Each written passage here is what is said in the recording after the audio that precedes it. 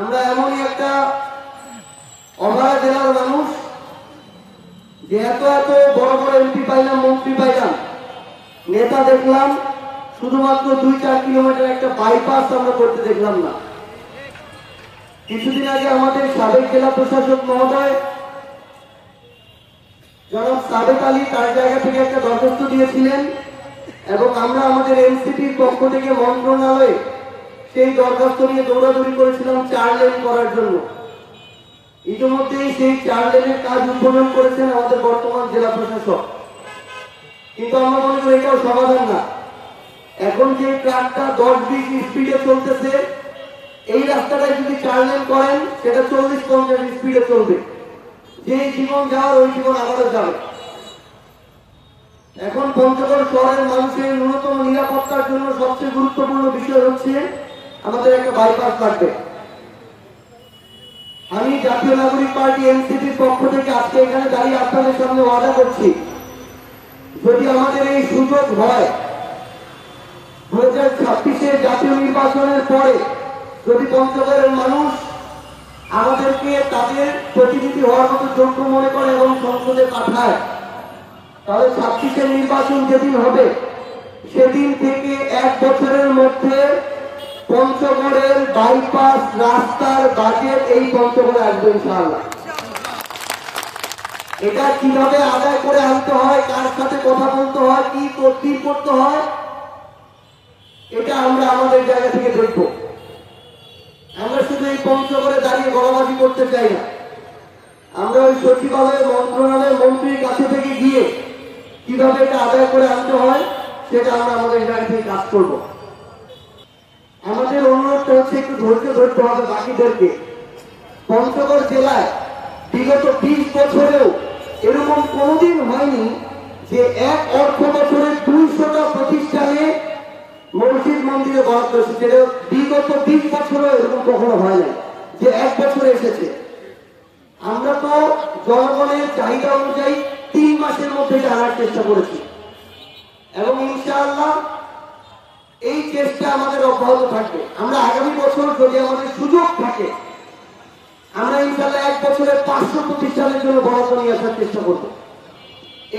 আমরা আজকে থেকে 2 মাস আগে পঞ্চগড় জেলার বিভিন্ন মসজিদ, মন্দির, ঈদগাহ, গির্জা এগুলোর উন্নয়নের জন্য 100টি প্রতিষ্ঠানের উন্নয়নের জন্য 3 লক্ষ টাকা করে বরাদ্দ নিয়ে এসেছিলাম সরকারের পক্ষ থেকে। আমরা আজকেও আবার এনসিপির পক্ষ থেকে সুপারিশ করে পঞ্চগড় জেলার জন্য মসজিদ, মন্দির, ঈদগাহ, গির্জা এসবের জন্য আরও 100টি প্রতিষ্ঠানের জন্য আমরা উন্নয়ন বরাদ্দ নিয়ে এসেছি। অর্থাৎ এই 2 মাসে পঞ্চগড় জেলার এই ধর্মীয় প্রতিষ্ঠানগুলোর সংস্কার এবং উন্নয়নের জন্য প্রায় 200টি প্রতিষ্ঠানে প্রায় 4 কোটি টাকা বরাদ্দ এসেছে। আজকে আমরা সেই নামগুলো ঘোষণা করলাম। আমাদের একদিন আগে জাতীয় নাগরিক পার্টি এনসিপির পঞ্চগড় জেলার সমন্বয় কমিটি গঠিত হয়েছে। আমরা আমাদের জায়গা থেকে সর্বোচ্চভাবে চেষ্টা করেছি যে এই মানুষগুলোর এই জেলায় ভালো ইমেজ আছে, যে এই মানুষগুলো তাদের জায়গা থেকে মানুষের কাছে গ্রহণযোগ্য এবং রাজনৈতিক অভিজ্ঞতার জায়গাও আছে, রাজনৈতিক সচেতনতা আছে, আমরা তাদেরকে নেওয়ার চেষ্টা করেছি। আমরা একটা শর্ত আমাদের মাথায় সবসময় ছিল যে যারা 24 চলাকালীন সময়, জুলাই অভ্যুত্থান চলাকালীন সময় আওয়ামী লীগের যে কোনো ইউনিটে, যে কোনো অঙ্গ সংগঠনে রানিং পদধারী ছিল, আমরা তাদেরকে আমাদের আহ্বায়ক কমিটিতে বা সমন্বয় কমিটিতে শুধু পঞ্চগড়ে না বাংলাদেশের কোথাও রাখি না।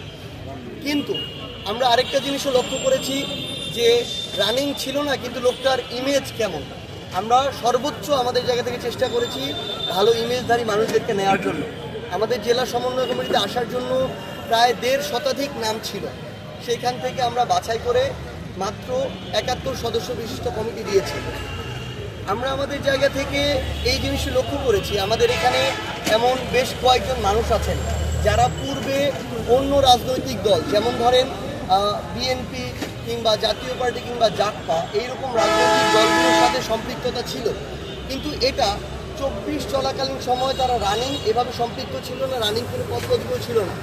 তারা হয়তো 5 বছর, 10 বছর, 20 বছর আগেও তারা রাজনীতি করেছে এবং আমরা ওই জিনিসটি দেখেছি, তাদের সাথে কথা বলেছি, তারা বলেছে যে তারা ওই সময় তাদের ওই রাজনৈতিক কালচার এবং তাদের যে রাজনৈতিক রীতিনীতি, তাদের নেতাকর্মীদের অন্তর যে দ্বন্দ্ব কিংবা শৃঙ্খলার যে অবস্থা, সামগ্রিক বিষয়ে তারা বিরক্ত হয়ে ওই চর্চা এবং আদর্শের সাথে নিজেদেরকে না মিলাতে পেরে তারা রাজনীতি থেকে ইস্তফা দিয়েছিল, দূরে সরে গিয়েছিল।